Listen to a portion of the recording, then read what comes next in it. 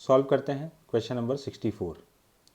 N electric field of magnitude 1000 newton per coulomb is produced between two parallel plates having a separation of 2 cm as shown in figure. First, what is the potential difference between the plates? Second, with what minimum speed should an electron be projected from the lower plate in the direction of the field so that it may reach the upper plate? Third, suppose the electron is projected from the lower plate with the speed calculated in part B. The direction of projection makes an angle of 60 degree with the field. Find the maximum height reached by the electron. Situation ये है कि ये दो plates जिनके बीच का separation 2 centimetre है, यहाँ पर एक इलेक्ट्रिक फील्ड क्रिएट किया गया है अपवर्ड डायरेक्शन में 1000 न्यूटन पर कूलम, और ये जो सेपरेशन है ये d 2 सेंटीमीटर है। हम लोग को इन दोनों प्लेट्स के बीच का पोटेंशियल डिफरेंस बताना है। यूनिफॉर्म इलेक्ट्रिक फील्ड में दो पॉइंट के बीच पोटेंशियल डिफरेंस V = ED। तो इलेक्ट्रिक फील्ड का वैल्यू 1000 न्यूटन पर कूलम और D का वैल्यू 2 सेंटीमीटर है, मीटर में कन्वर्ट कर देंगे इसको, तो पोटेंशियल डिफरेंस 20 वोल्ट आ जाएगा। फिर ये बोला जा रहा है कि यहाँ से एक पार्टिकल को, एक इलेक्ट्रॉन को अपवर्ड डायरेक्शन में प्रोजेक्ट किया गया, तो इसके पास कितना स्पीड होना चाहिए सो दैट ये यहाँ तक जस्ट अपर प्लेट तक पहुँच सके। तो जब इसको ऊपर प्रोजेक्ट किया जाएगा तो इलेक्ट्रिक फील्ड की वजह से इस पर फोर्स लगेगा डाउनवर्ड और ये रिटार्ड करेगा। तो रिटार्ड करते करते हो सकता है ये यहाँ रुक जाए, यहाँ रुक जाए, पहले ही रुक जाए। अपर प्लेट तक पहुँच जाना है तो यहाँ तक पहुँचने के पहले इसको नहीं रुकना है।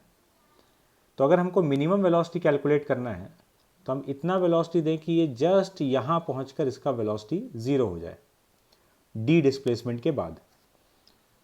तो इसका एक्सेलरेशन हम लोग लिख देंगे E/m, चार्ज छोटा ई, इलेक्ट्रिक फील्ड, ये फोर्स हो गया डिवाइडेड बाय मास। यहाँ पर हम लोग ग्रेविटी को कंसिडर नहीं कर रहे हैं। क्यों नहीं कर रहे हैं? ग्रेविटी को कंसिडर कर सकते हैं बिल्कुल, लेकिन ये जो एक्सेलरेशन आएगा जब हम लोग इसका वैल्यूज़ रखेंगे, ये एक्सेलरेशन ग्रेविटेशनल एक्सेलरेशन से बहुत ही ज़्यादा आने वाला है। तो अगर हम लोग यहाँ ग्रेविटी का एक्सेलरेशन ले भी लेते हैं या नहीं लेते हैं तो उससे कुछ भी फ़र्क नहीं पड़ने वाला है। ग्रेविटी नेग्लिजिबल है, इसलिए उसको नेग्लेक्ट कर दिया गया है। तो ठीक है, ये एक्सेलरेशन हो गया डाउनवर्ड डायरेक्शन में। तो यहाँ से यहाँ तक थर्ड इक्वेशन अप्लाई कर देंगे। v² = u² + 2as, final velocity 0, initial u, acceleration -E/m and displacement is d। तो ये u का एक्सप्रेशन आ गया। इतना कम से कम वेलोसिटी इसको ऊपर की तरफ देना होगा सो दैट ये अपर प्लेट तक पहुंच सके। उसके बाद थर्ड पार्ट में इसको इतना ही वेलोसिटी दिया जा रहा है, लेकिन इलेक्ट्रिक फील्ड से थीटा एंगल पर, थीटा इज 60 डिग्री। तो हम लोग को बताना है कि ये मैक्सिमम हाइट कितना रीच करेगा। तो ये एक तरह से प्रोजेक्टाइल हो गया। यहाँ से इसका एंगल ये हॉरिजॉन्टल से 90 - थीटा, एक्सेलरेशन डाउनवर्ड है, तो ये एक प्रोजेक्टाइल की तरह हो गया। और जैसे ग्रेविटी डाउनवर्ड डायरेक्शन में होता है, यहाँ पर उसकी जगह ये इलेक्ट्रिक फील्ड की वजह से एक एक्सेलरेशन है नीचे की तरफ। तो मैक्सिमम हाइट का फॉर्मूला प्रोजेक्टाइल में हम लोग लिखते हैं uy² / 2ay। ये एक जनरल फॉर्मूला हो गया, uy² / 2ay।